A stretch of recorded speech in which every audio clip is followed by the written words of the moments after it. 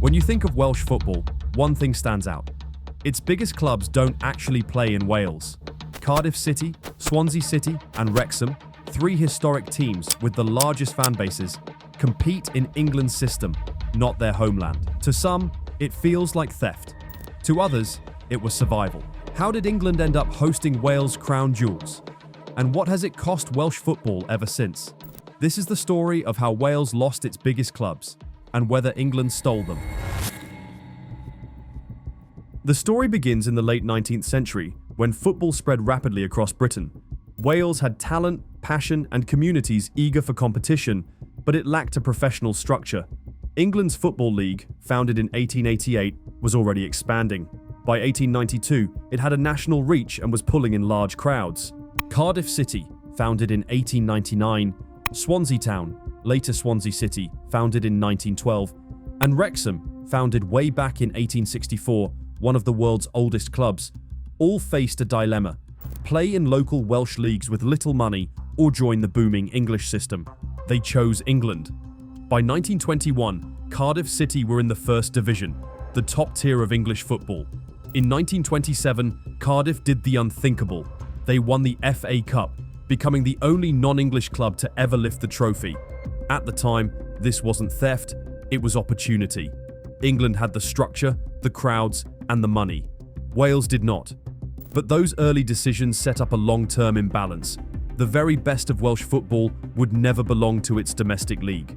To understand why Welsh giants went to England, just look at the economics. Even today, the disparity is massive. In 2022 to 2023, Cardiff City averaged 18,055 fans per home game in the Championship. Swansea City drew 16,447, and Wrexham, playing in League Two, averaged 9,998, the highest in that division by far. By contrast, the entire Cymru Premier, the top Welsh league, averaged just 313 fans per game. Money follows fans. The Premier League's TV deal is worth £5.1 billion, 2022 to 2025 cycle. Even the Championship pulls in around £119 million a year in broadcasting revenue. Meanwhile, the Cymru Premier's TV rights deal with S4C is worth less than £2 million annually. The wage gap reflects the same reality. In 2023, average weekly wages in the Championship hovered around £12,000 per week per player, while in the Cymru Premier, many players still work second jobs, earning £200 to £400 per week. Simply put, staying in Wales wasn't viable for Cardiff, Swansea, or Wrexham. Playing in England wasn't betrayal, it was survival. By the early 1990s, Wales still didn't have a proper national league. Clubs played in fragmented regional competitions. Then, in 1992, the FAW launched the League of Wales, now Cymru Premier. The goal was to bring its top clubs home. But there was a huge problem. Cardiff, Swansea, and Wrexham refused to join. Why? Because joining meant walking away from England's riches. They argued they'd lose tens of thousands of fans, millions in revenue, and the chance to climb England's pyramid. In fact, the FAW tried to force them. The clubs went to court. In 1995, UEFA got involved, initially siding with the FAW, but after legal battles, exemptions were granted. Cardiff, Swansea, and Wrexham could stay in England permanently. The decision had massive consequences. Wales finally had a domestic league, but without its biggest clubs. It was like launching the NBA without the Lakers, Celtics, or Bulls.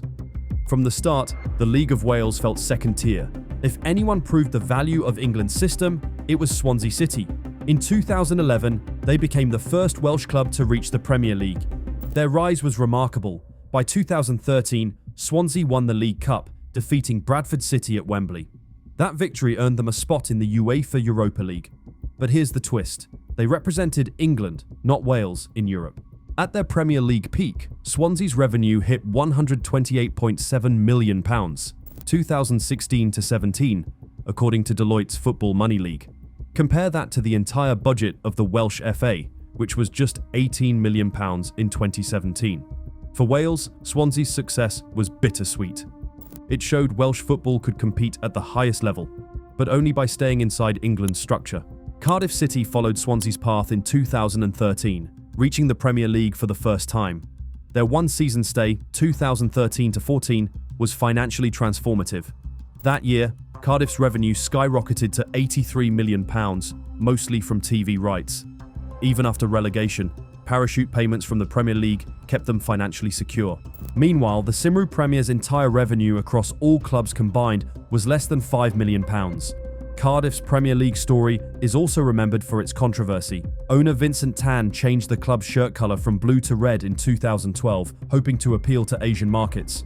Fans revolted, proving that identity mattered as much as money. Still, the bigger truth remained. Only by playing in England could Cardiff dream of Premier League riches. No story captures Welsh football's modern contradictions like Wrexham. Founded in 1864, Wrexham spent decades in England's lower leagues.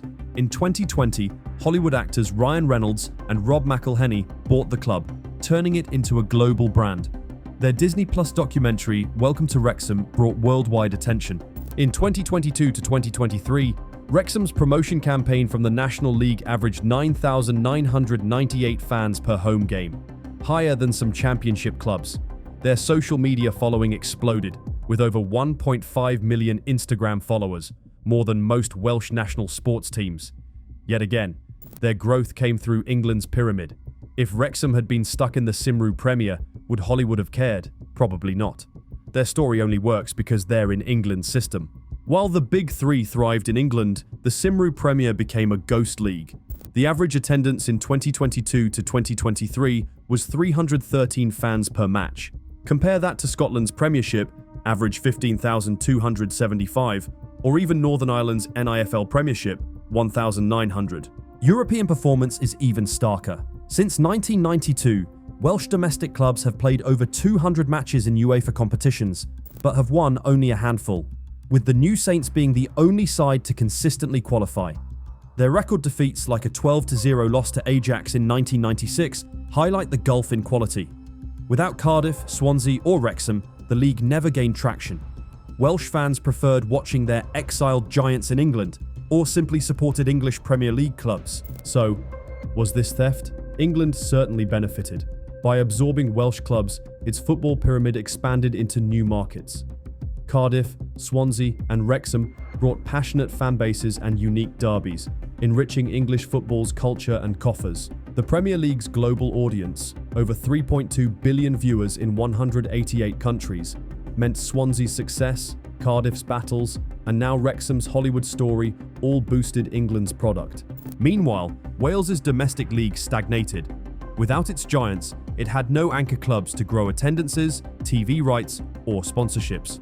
Critics argue England didn't just accept Welsh clubs, it quietly built itself stronger at Wales's expense.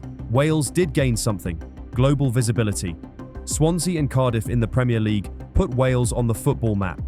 Wrexham's Hollywood story turned a small town into an international sensation, but the losses are harder to quantify. The Cymru Premier never became a force. Young Welsh players often dream of joining English academies, not Welsh clubs. National pride in domestic football has withered. The trade-off is clear. Wales has international recognition through English success, but at the cost of having no truly strong league of its own. Could Wales ever reclaim its biggest clubs? Realistically, no. The financial gulf is too great. Cardiff, Swansea, and Wrexham rely on English revenues, sponsorships, and visibility. Returning home would destroy them. Instead, the future lies in coexistence. If Wales invests in grassroots development and strengthens the Cymru Premier, it can slowly grow. Partnerships with Cardiff, Swansea, and Wrexham might help funnel players back. So, did England steal Wales' biggest football clubs? In a sense, yes. England gained new teams, markets, and rivalries, while Wales' domestic league was left crippled. But it was also survival. Without England, those clubs may not exist in their current form. The irony is that Welsh football is most famous when it isn't really Welsh at all. Cardiff, Swansea, and Wrexham wave the Welsh flag every week, but they do it inside England's empire. That paradox may never be resolved.